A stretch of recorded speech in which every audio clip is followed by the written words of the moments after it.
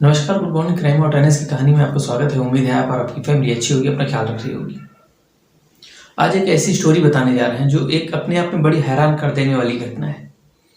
जहां अब से कुछ दिन पहले दिल्ली में एक मामला हुआ था, जहां एक स्कूली छात्र को सुबह स्कूल जाते समय एक लड़के ने एसिड यानी तेजाब डालकर उसे जख्मी कर दिया था। उसे पूरी तरह से जलाने की कोशिश की थी।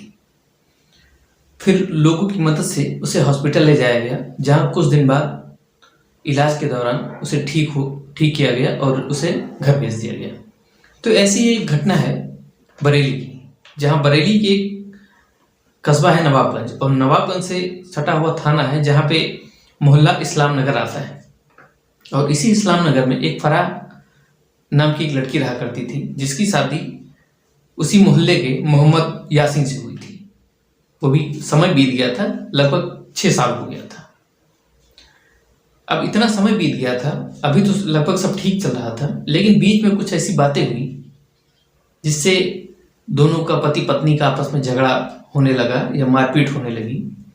और इधर एक यासीन की ये भी आदत थी कि वो रात को लगभग काम करके लौटता था तो शराब के नशे में आता था, और इसी के चलते वो अपनी पत्नी फराह से मारपीट करता था।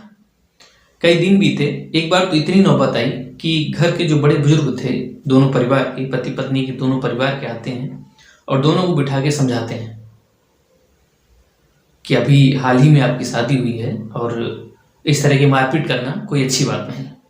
दोनों समझते भी हैं, फैसला भी लेते हैं, लोगों की बात भी मानते हैं। कुछ दिन फिर भी सब ठीक चल रहा था। फिर अचानक दोनों में टकरार बढ़ जाती है और इधर यासीन वो पहले की तरह फिर काम करके घर आता था और शराब के नशे में शराब पी कर आता था। इसी के चलते वो अपने परिवार वालों को भी प्रताड़ित करता था, परेशान करता था, और अपनी पत्नी को भी परेशान करता था, मारपीट उसके साथ करता था, जिसके चलते उसकी पत्नी फराह काफ़ी परेशान रहती थी। कई बार उसने अपने पति से ये भी कहा कि अगर अब ये शराब पीकर घर आओगे तो वो अपने घर यानी मायके चली जाएगी और फिर वापस नहीं आएगी। उसके बाद फिर कुछ दिन ठीक रहता था, लेकिन इसकी आदत थी कि जो काम करने के दौरान जब भी हुआ था तो शराब के नशे में ही आता था। और तभी फराह जब काफ़ी परेशान हो जाती है इसकी हरकतों से, अपने पति की हरकतों से, तो एक प्लान बनाती है कि कोई काम ऐसा किया जाए जिससे यासीन यानी कि उसका पति कुछ लाइन पे आ सके या सुधर सके।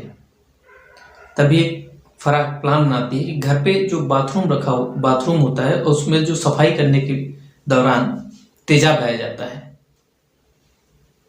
तो उसका एक प्लान बनाती है, वो तेजाब को लाती है और तेजाब घर पे रखे चूल्हे पे गर्म करती है।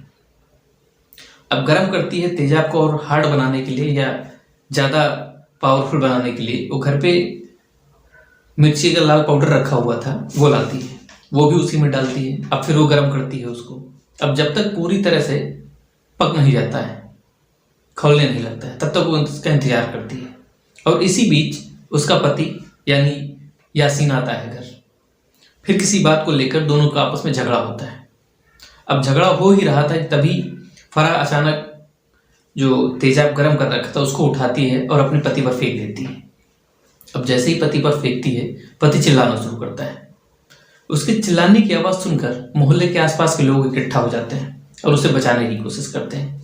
इसी दौरान फराह सबकी नज़रों से बचती हुई वहां से निकल भागती है। अब लोगों की सूचना पर पुलिस आती है और यासीन को नज़दीकी हॉस्पिटल ले जाती है, जिला हॉस्पिटल ले जाती है, वहाँ एडमिट कराती है। वहाँ एडमिट कराने के दौरान उसका उपचार चलता है, इलाज चलता है। डॉक्टर जांच कराते हैं, मेडिकल कराते हैं, दवा देते हैं, कुछ दवा देते हैं जिससे उसको आसानी से आराम हो जाए, दर्द में थोड़ा सा कंट्रोल हो। अब इधर पुलिस फराह को पकड़ने की कोशिश करती है, जो कि फराह घर से लापता हो गई, कहीं भाग गई। अब दोनों बताते हैं।